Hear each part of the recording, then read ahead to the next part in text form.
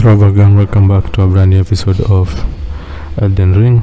Link to the previous episode at the top right hand of your screen, where we completed the second half of the Volcano Mana, completed it in totality, and fought another Night Rider and all this other good stuff. Anyway, here we have Bok, the demi-human. The seamster at your service, master. Ready to make adjustments to your garments. As per usual, anyway, I don't want him to alter my garments, so let's see what he wants from us. Your wardrobe includes the garb of the old demigods, and I'm afraid I can't make adjustments to them. My mum told me once that a royal seamster would do them up in a jiffy. Just wait, master. Before long, I'll be that good too. Alright, so we're gonna give him the gold sewing needle. Is that a gift for my undeserving self? Thank you kindly. But what on earth could it... Oh, amazing! I've never seen a golden needle. Not in all my life. With a spectacular royal crest to boot. Are you certain that this is for me? Oh, I can hardly believe it. Have faith in me, master. I'll polish my craft enough that I deserve this golden gift. I'll be the golden seamster, Bok. Now I'll be able to sew anything. Even the threads of the demigods.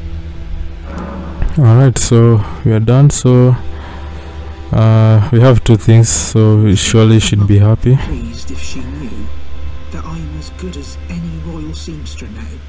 Oh, it's still not enough. I need to learn how to sew from scratch like her. Alright. Now I have a favor to ask. May I ask you something? Would you mind if I called you Lord? I heard that you and the other Tarnished seek the throne of the Elden Lord. Well, I know that you will be the one, and you'd make just the manner of kind-hearted Lord that I'd wish for. So please, if you would, allow me to call you Lord. Yeah, sure, we're gonna let him call us Lord. Say, thank you, my lord, my lord, my lord. Please become Elden Lord, and please let I, Bok the seamster, remain at your side. Alright, so we get the my lord emote. My lord, please do be safe on your journeys.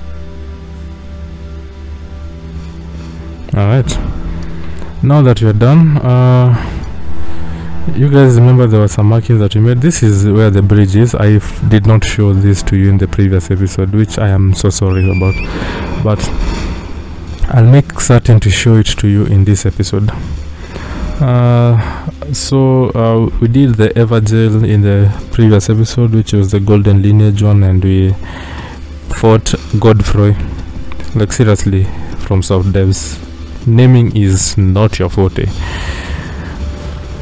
Anyway, so I'm just going to the bridge to show you the animation where if you what's it called, if you are going to get the, if you decided to use this direction instead of using the stupid cave route that I used, because we already have the two halves of the medallions, we can use this bridge whenever we wanted to make our way up here to the Altus Plateau. Now, I have beef with these giants. I will always take them down regardless of whether they are attacking me or not. Oh no,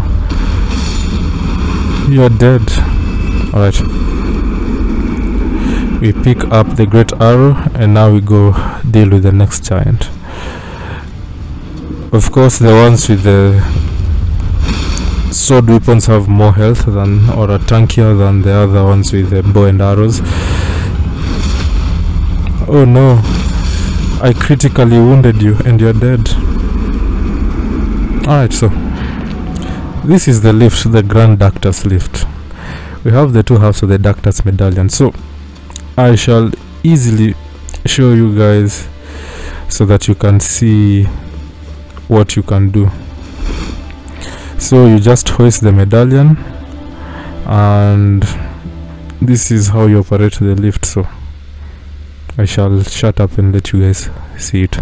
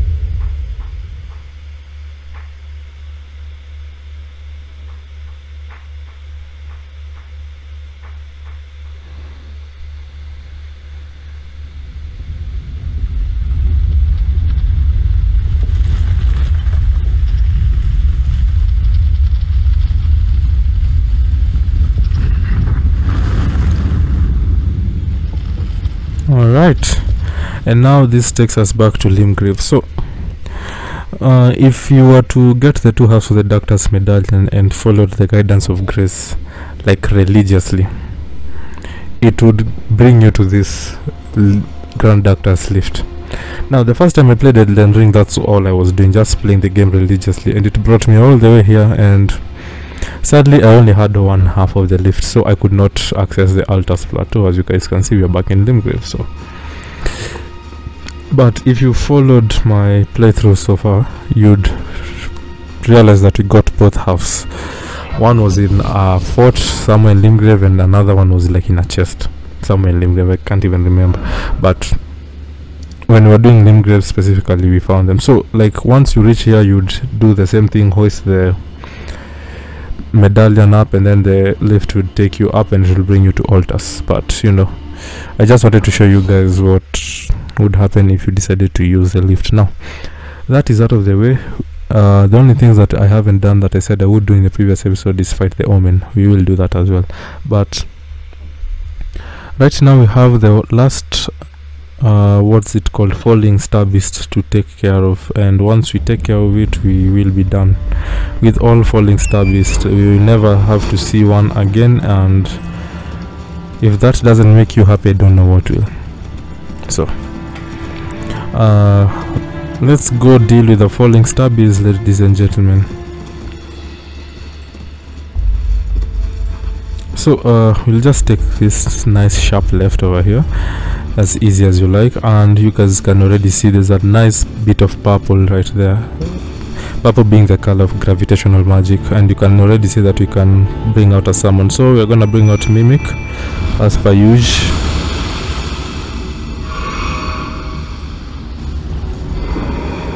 and then I'm just gonna golden vow as per usual.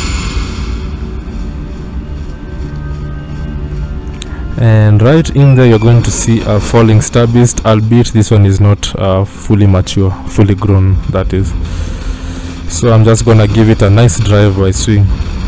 Yeah, this is just a simple falling star beast, it's not fully grown. The one we fought like 2 episodes ago was a fully grown one, the one that decided to ole me to death. I'm never gonna forgive that thing. Anyway, Mimic decided to take out the guy that was summoning this thing. You might have seen that there was some dude standing there with his arms apart and a scythe, so Mimic went to take him out first. Anyway, you guys know the drill. Dragon rot. Ha, missed.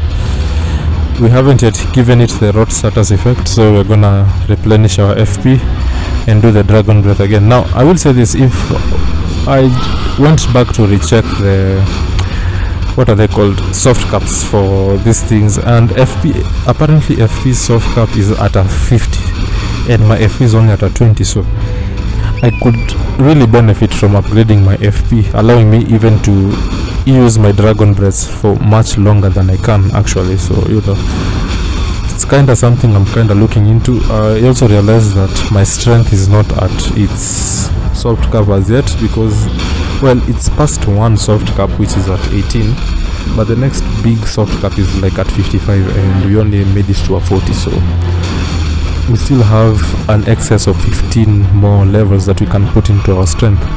When it comes to our dexterity, it's at a 20, which means it's already past the first soft cap of 15 as well, but the next big soft cap is at a 55 as well, so we have like 35 levels of dex we can do. So our character is this unstoppable right now, but he's way off the levels that you'd need, or the levels that I want to get him at, so that he can become virtually unstoppable. So just by knowing that, it means that my character is scary as he is right now, but he can get scarier, because even Faith has a soft cap of, I saw it was 30. My Faith is just at 20. So even when I said that I was gonna be a fighting Faith build, I'm nowhere near being at my optimal level as a fighting Faith build. That's a lie. Faith is actually at 60, not even 30. But it depends on the type of weapon you're using. Arcane is the one which has the soft cap at the first one at 15 and then the next one at 30. Currently with the rune active we have the 15 level which you need, but we need to take it all the way to 30 to become like super powerful. So like, man, all I'm saying is, if you think my character is scary now, you've not yet seen the damage that I'm gonna be inflicting on enemies once I start reaching my full potential. Anyway, here as you can see, I have already gained enough runes to take my vigor to 57. So with the vigor at 57 now, we only need 3 more upgrades and then it's gonna be at 60. 60 is like the next big soft cap for vigor. So regardless of what happens, like upgrading vigor past 60, you are gonna see extremely minimal returns. It's not worth it. So that's why we're gonna leave vigor at a base level of 60 and then focus on all the other things. I'm kind of thinking that I should continually focus on what's it called, yeah, I'm thinking I'm not gonna go back to do strength. Strength is at a 40 with my rune. With my great rune active, it's at a 45, which means it's like 10 levels less than the next soft cap, but that's good enough. I'd benefit more actually, now that I'm thinking about it, from upgrading my dex and my faith, my arcane, my mind, my endurance. Actually, like, I'd basically benefit wholeheartedly by upgrading literally anything else in my stats other than vigor and strength. And apparently the devs did this on purpose so that you could not overlevel one specific stat. They literally want you to spread your stats across the board, which, I mean, whatever, but I don't know. Anyway, you do not want to run straight to that guy. There's a big hole over here. You might be wondering, how is there a big hole? There is one. You just can't see it because of the lighting, but there is one. So we're just gonna have to go around and stab this perfumer in the back, because that's how I roll. So satisfying. Anyway, then we're gonna take this route around. We're gonna make sure that there is nobody else down here. Of course there are some other perfumers in the plant, as you guys saw. I should have made some fire stuff, but I did not, so that's on me. And stab. I love that stabbing move by the golden hellband. It's satisfying. Now there is a weapon that we shall be getting in this episode, which I absolutely love. It is a bleed weapon, and I'm not gonna be using it immediately because I'm gonna need to up my arcane quite significantly. As I said, arcane, once you get your arcane to level 30, you can basically use arcane style weapons comfortably and cause some serious status effect damage. And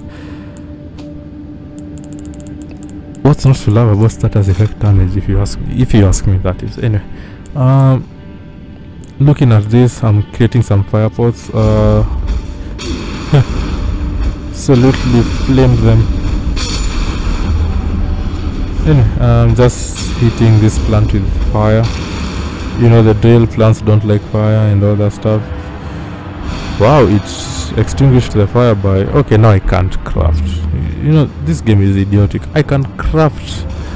Let me craft things against a plant. You know, it would have been beneficial of me to have Agil's fire breath about how, but I don't, because I think it's a stupid ability.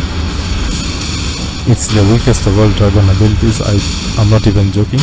Albeit I should probably put in Grail's Roar at some point, because when you enter a fight and you activate Grail's Roar, it basically has this effect where enemies take more damage.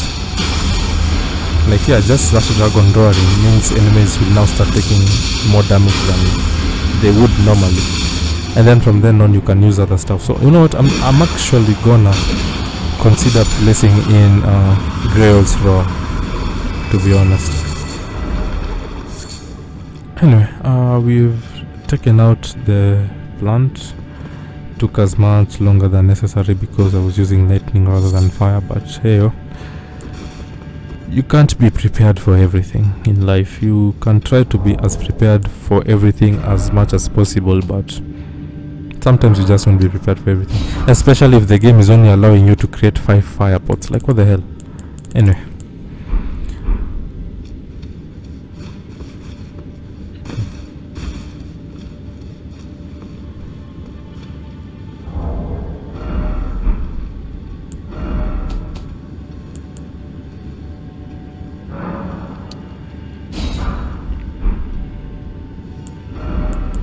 alright, now we're gonna place in our fire pots.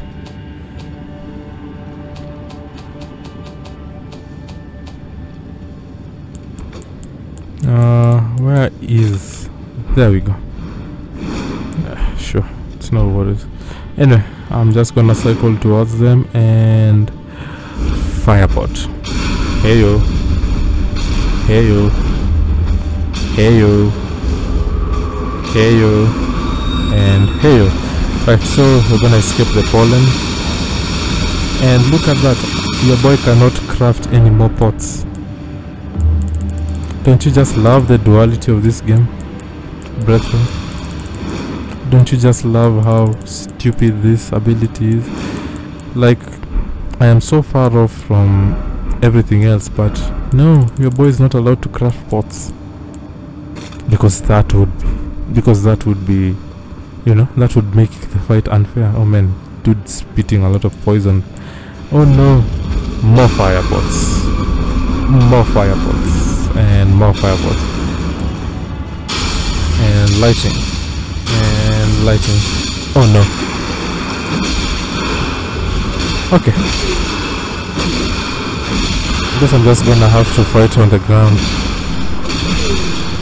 Stop giving plants the Oplin bubble. Stop it. Stop it. Stop spraying me with poison. There we go.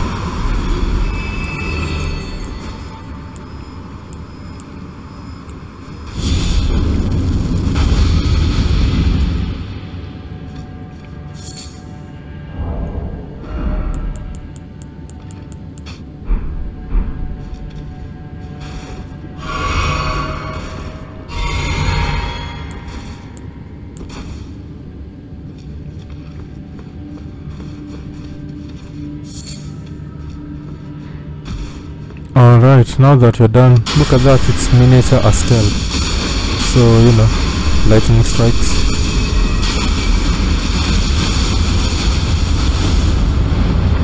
We fought so many of these things, you guys know how they react, so you know. They will always be chucking rocks at you, so. Weak ass move. Wait, you're not dead. Alright, there we go. So the reason why we are taking him out right now is because very soon we shall be going into a tunnel, like it's right below us. If I turn to, well, turning to the left, no, we don't even need to turn to the left, we just need to go straight. But right below us there is a tunnel, like I see there, right there. So we shall be going towards that tunnel, not in this episode but in the next one, because I have some very specific objectives for this episode. But in the next episode, when we go to that tunnel, if you don't take that miniature Astel right now, he will be high in the sky chucking rocks at you, making your movement through the tunnel much harder than it needs to be. And the only way to stop him is literally by coming in this specific cave, taking him out from the sky and making your job a whole lot easier. Anyway, we take the opening bubble and our never losing runes mix, and oh no, look at that battle. It's an omen killer and a fire plant. Interesting. And we bring out Oleg, and Oleg has chosen the plant, which means I'm fighting the omen killer. Not that I mind. Anyway, Oleg, I'm done with my battle. You ran quickly towards the plant, so you better finish your battle very quick. Alright, let's lie down as we wait for Oleg to finish fighting the plant. You can't even see what's going on.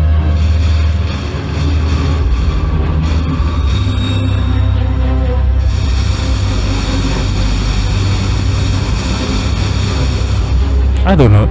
I think I will tank Oleg's confidence if I ever helped him fight a plant, so I'm just not gonna move. Just gonna lie here, enjoy the nice view. Oh, well done, Oleg.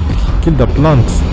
And we got the Great Omen Killer Cleaver. We got another one in the Volcano Man in the previous episode as well, so you know, now the only thing missing is the gear and the mask, and we can become an Omen Killer should we choose.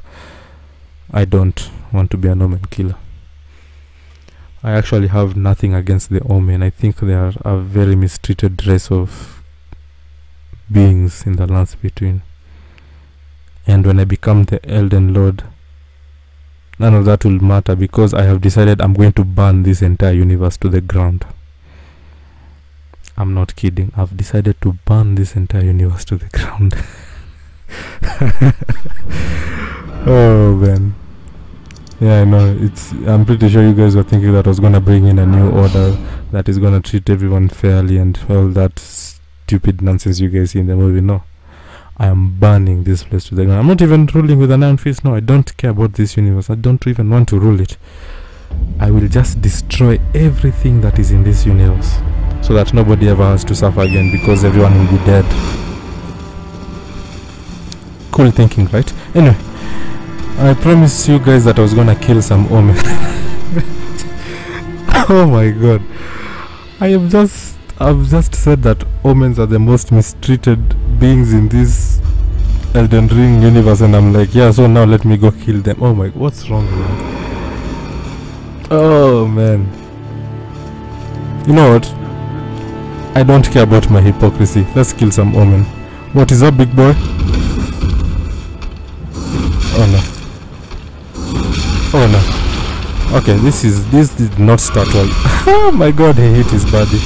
Oh no, we are hitting each other. I like where this is going. Yes. Keep hitting each other, my guys.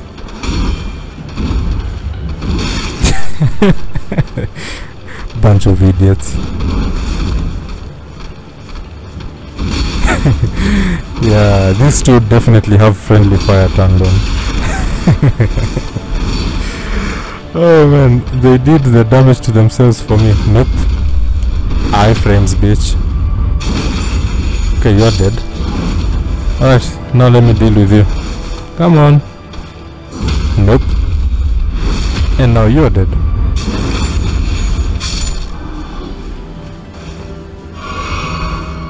They did half the damage for me by beating on each other. You know what, maybe they're just not mistreated, maybe they're just idiots. No, they truly are mistreated. I mean, they get their horns cut from birth. They truly are mistreated. But you know, sucks to be them. I mean, my character was born tarnished, of no renown in fact, and you know, don't see me complaining. Anyway, now there should be one more omen up here. There he is. We'll go take him out. Yeah, you thought I was gonna fight for the good of everyone? No. I'm absolutely taking out everyone I see, because everything in this universe wants to take me out. Yeah. Yeah. Are you like that stupid? Look at that. Like you can see even on their backs. Like you can see the hump. No, the back. No, the stump. Yeah, the stump. You can see the stump of where their horns were cut. Anyway, now that you're done with that, I think there's that prophet dude who was at the round table hold with us. I think we are in the vicinity of where he should be right now, so that we can go speak to him and progress his quest line quite a bit, so that we can move him into the capital city, because we need to do that. Yeah, we need to do that because, you know,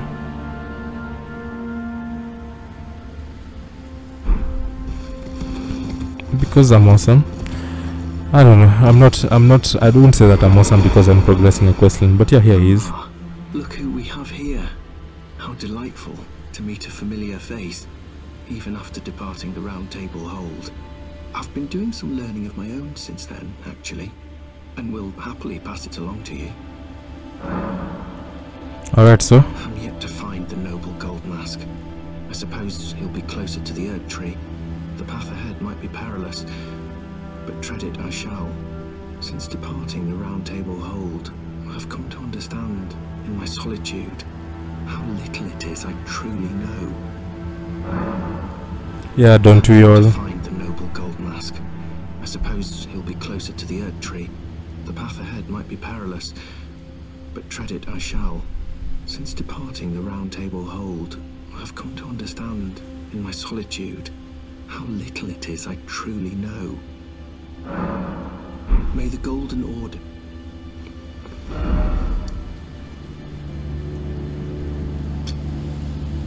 Alright, so we're going to be going to that church, and then we shall be taking this road straight on until the end.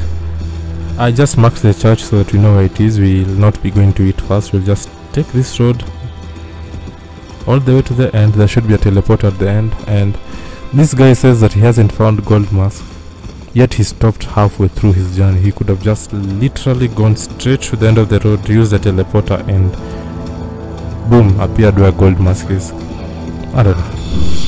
Seems like he did not do his entire due diligence, but it's whatever. So there's that finger read over there. These finger readers, by the way, it can tell you the future. So I know it's weird, they can actually tell you the future, but they tell you the future in very obscure matters. It's just when you reach that point, if you even paid attention to what they were telling you, is when you'll realize they actually told you something that was going to happen. Yeah, I'm terribly sorry. Are you here as a customer?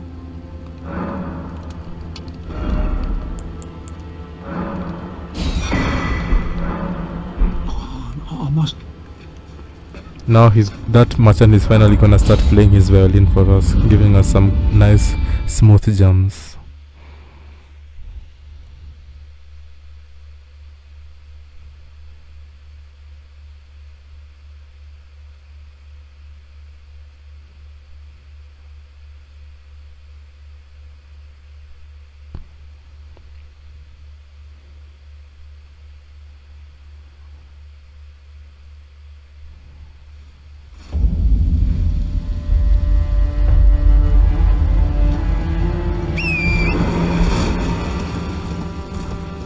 Right, so as you can see, right at the end of the bridge, that is literally gold mask. Yeah, dude absolutely did not do his due diligence. And we're gonna pick up the Dragonwood Grease, and this is gold mask, so we're gonna talk to him. He literally tells us nothing. Yes guys, that's the type of guy I am related with, because he's also a faith bro. Yeah, being a faith bro is weird, right?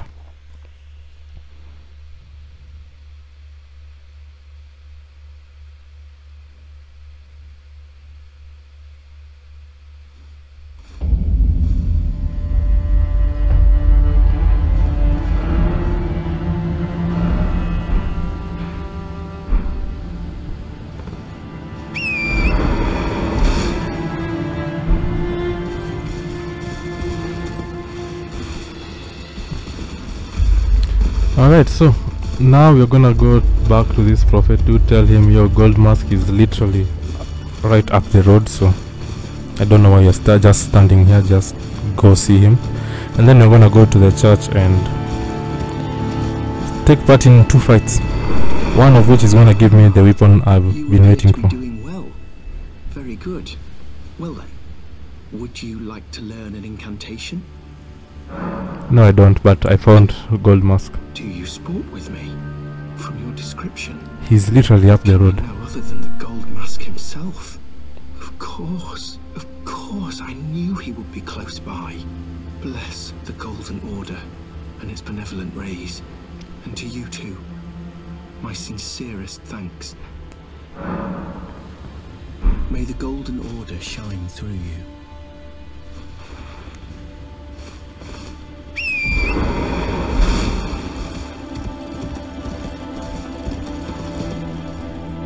Alright, so here we are. There are some dogs that bite you a lot and cause bleed build up, so you'd want to take those dogs out as quickly as possible, and then once you've taken them out, you can go in there and then you're gonna find Yura absolutely beaten by the invader and telling us, you know, be careful, this invader is strong, there's no shame in turning away as if we are a weak as dude like him. Yeah, as you guys can see, these dogs bite and then bleed build up begins, so you know, do not take them lightly. Okay, this is the other dog I was looking for, and yeah, light work. Right, so the invasion is gonna happen inside this church. You should see Yura down there, like crying like a little bitch. Here he is. I'm actually even gonna ignore him. Let's just take the secret tier first. No, let's take even the blood rose first, just because. I mean, he's not going anywhere. He's been beaten. He's not going anywhere. So, you know, Yura, what's up? Seems I am no match for you. Obviously. But I've learned a thing or two myself. You see, I've sliced the finger off. Please. Please. Eleonora. Yield to the cesspit no longer. Do not stain the immaculacy of your sword. Your flesh. Your fire. Oh, dude. Anyway, we get the Nagita. What's it called? Kitana. Because Yura has finally died. And yeah, this is Eleonora, the guy that killed Yura. He's now invading us. He thinks that because we knew Yura and we helped him, and he helped us once, and we helped him like a dozen times, he thinks that he can do the same to me. Dude, I'm gonna tank all your hits. Yeah. And there we go. Anyway, we get the purifying crystal tier. The purifying crystal tier, and we also get the twin blade. Now, both these things are very important. Let's start with Eleonora's pole blade, shall we? It causes blood loss build up as well. So, Eleonora's twin blade, I need 19 arcane to use it effectively, which I do not have. But yeah, these are the normal moves, and this is the special move.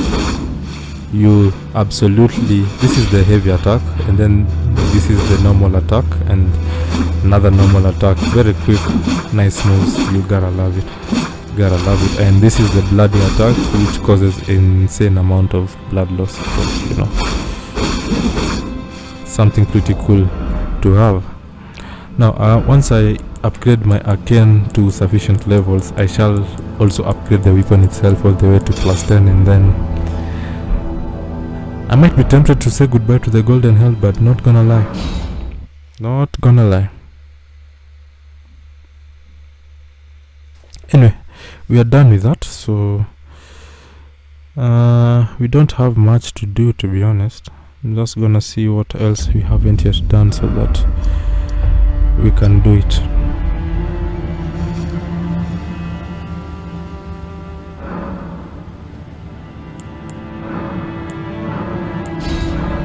Alright, so because we had that, we can use it, and now we can talk to Melina. Apparently she wants to talk to us for some reason. Your seamster, Bok. I see him crying from time to time. How do you see that? You are always with me. He wants someone to tell him he's beautiful. Does being born of a mother mean one behaves in such a manner? Okay, Melina is basically telling us that we really need to tell Bok he's beautiful.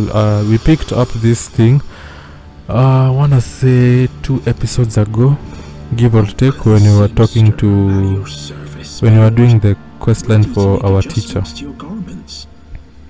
Yeah, so we got this thing. It's right there along that shack area. I really do not need any adjustment done to my garments. I like my garments the way they are. So I'm gonna show you. My lord, please do be safe on your journeys. If you go to that place where Master Azure is, like right at the top of the map, there is one thing that you can find there that, if you read the description, says if you read the description, it tells you that it shows that it can, you have the beautiful, or like this one, you see it says you're beautiful if you use it. You know, you can say that. So it allows you to speak to demi-humans. So it's also one of the things that I've seen people in multiplayer use to communicate, like, weirdly enough. Anyway, let's just tell him that he's beautiful using it. So we're gonna go back to our inventory, pick it up, select it and use it. Okay, here it is. You're beautiful. Alright, so he's gonna have some new conversations.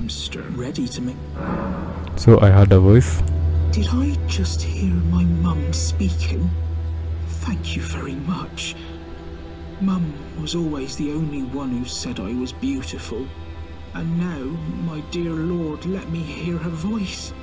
Ah, please, if I may dream just once, do you feel the same way my mum did, my lord? Do you think I'm beautiful, despite these looks? So we're gonna say that's right. If you say not at all, you can give him what's it called? A level tier that will allow him to change his looks into a human. Dear lord, I, Bok the seamster, am forever in your service. May the throne of Elden Lord be yours. Alright, we're done with that. Done already, my lord. Please do be safe on your journeys.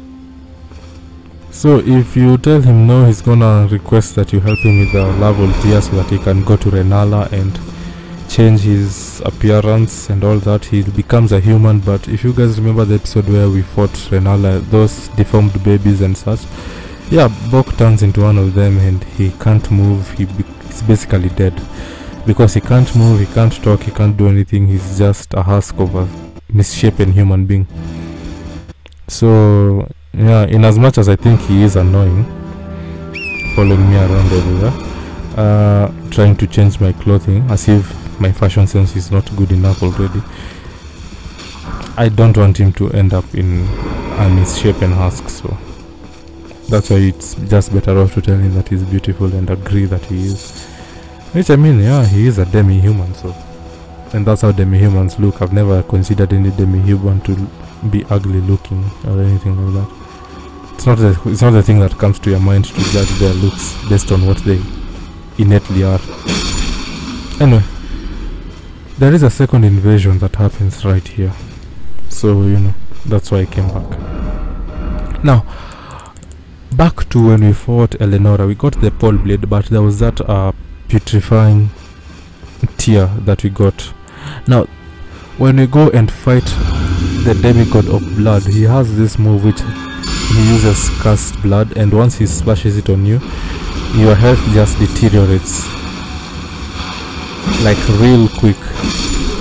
And the only way you can cure yourself from it, because even using flame cleanse me and all this other stuff, or even using the blood loss boluses, does not change anything. And the only way you can remedy it is if in your Wanderer's Physics flask, which you've drunk right now, that has the bubble, open bubble, if you drink it, it gives you immunity to that cursed blood attack of his, and it looks like something pretty minuscule, like where we fought this place and then we got a tear. Whoop-de-doo. It looks something very minuscule, but it's something very important that could be the difference between you surviving that fight against the Lord of Blood or forever being beaten by him. I know, right? Anyway, I'm just making some 3 marks, which will be the final place things we do in this episode. Yeah, I know, another short episode. Yeah, I've been spoiling you guys with episodes with a lot of content. It's time you guys learn to appreciate my content. Oh god, I'm gonna die. God damn it. Well, it's a good thing I had the bubble with the never losing runes drink. Am I right? Playing Elden Ring on easy mode. Am I right? Anyway, no worries, I'll just find a safer place to drop from in this upcoming revival.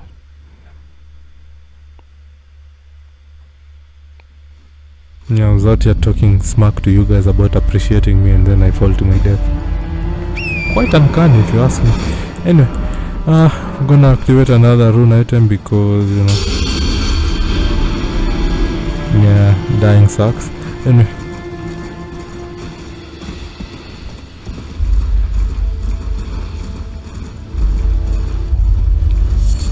so this time around I'm gonna make sure I fall gracefully and not fall to my death.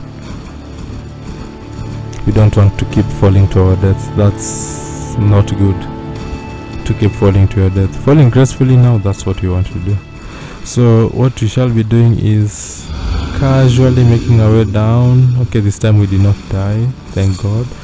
We drank the physic drink again just in case I do not fall gracefully, although I do not plan to fall to my death. I plan to descend this cliff very gracefully, which I could have done by simply taking this side of the route. Interesting. Anyway, just ignore the wolves, they won't do much to us. Alright, made it. Excuse me, kind sir, I just want to pick this up, thank you. You guys remember those dudes, the warm faces, absolutely spit death, so it's best to avoid them. We are the Mirage Rise. So what does the Mirage Rise have? There is a tower that is concealed by... Okay, touch the phantom things. Okay, so this is the first one. So once we touch this, they disappear and then they release the Mirage. The tower is concealed by fog, so that's why we can't see it. But we shall be doing our best to release it so that we can find it and go up there and pick up the goods available. Now I need to go to the next marking so that I can figure out where the next two are. So I did mark them up, so you know it's gonna be easy for us to find them. Like that one is straight down ahead, so that's where we shall be going to get the next thing to unlock this Mirage. And there it is. It's easy as you like. Now there's no need to keep fighting these things, they are immune to damage. The best way to deal with them is to literally touch this thing, so that once you unlock, as you can see, they've already died on their own because I touched that specific thing.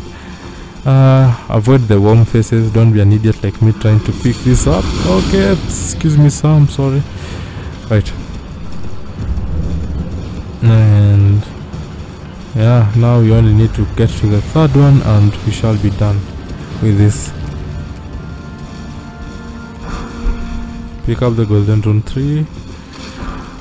You need to be very aware of your surroundings when you're here, because these warm faces just overwhelm you and start spewing death on you, and you know you're done. Anyway, I'm sorry dudes, I just need to kill this. Thank you. We get the Zombasing this 1.5 and absolutely yeet it out of there. Yeah, this is a very dangerous place. As you guys know, the status effect of death is not something you want to deal with. it's something you really don't want to do. And unfortunately our bubble and anti-losing rooms has worn off from the Wanderer's physic last that we drank, so you know, yeah, it's not looking good, bro. But you know, we only need to get to the last one. It's you're just gonna know that we are at the last one when you see a weirdly shaped rock. It's literally a weirdly shaped rock. It should be somewhere around here. I'm just gonna look. It should not be this down into the mountain, so it should be somewhere around here. Looking for a very weirdly shaped rock. That's what we want. That's what we need. That's what we want to unlock this.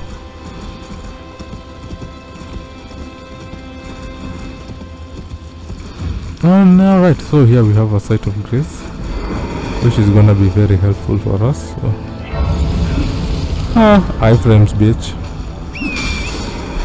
Alright, so there's no need to bother trying to fight them, because as I said, you fight them and then all of a sudden you realize they cannot take any damage to you. They literally can't. You just have to unlock the seals and then they'll die off. You could try resting so that you can reset them, but I don't see the point. You rest and reset them, you also reset the other mirages that you've unlocked, so it's really counterproductive. It's just best to farm it. Anyway, this is a misshapen rock. You can see guys have really placed the markings so that other players do not miss it. And there we go. Now the mirage should be absolutely removed and you can go to that Mirage's Rise, and at the same time you're gonna realize that those imps are no longer down there, which of course is always a good thing. Right, so if you weren't an idiot like me, you did not remove the first marker, which was literally pointing at where the tower was supposed to appear from. So I know it's too late for me to tell you guys not to do that if you are religiously following me through this, so you know. But if you aren't religiously following me through this, don't remove the first marker. It will easily take you back to where you are supposed to go. If you did, well, ride eastwards and hope for the best, like I'm doing.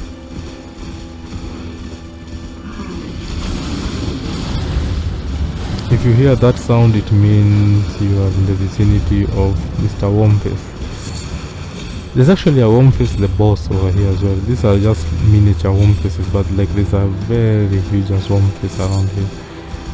And yeah, you do not want to be in the company of Mr. Big Wormface.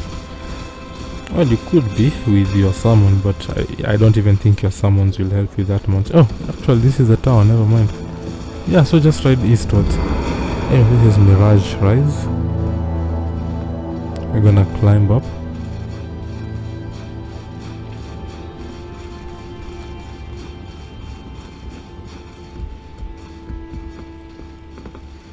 And then we're just gonna move around and open this up, and then we're gonna get the spell of the unseen blade and the unseen form, and then we're gonna get the slumbering egg as well, and we're done with Mirage's Rise. And honestly speaking, we're also done with this episode, so we have officially completed Mount Gelmir, you guys. In the next episode we shall be beginning the Altus Plateau officially. So in the next episode we shall be doing everything in the Altus Plateau. Not everything, we shall be doing everything. We shall be doing part of the content available in the Altus Plateau. So we shall be taking out things over here, and then we shall be making our way to the outskirts of the capital city. And once we are done with everything around the Altus Plateau, we shall go deal with everything else left in Caelid, deal with the things left in the Moonlit Altar, and then we're gonna enter the capital city. So it's gonna be fun, but we're gonna be wrapping up here. So until then, stay safe, be smart, be kind, tell somebody you love them today, enjoy the smooth jumps from our merchant friend, and I'll catch you all in the next one. Bye guys.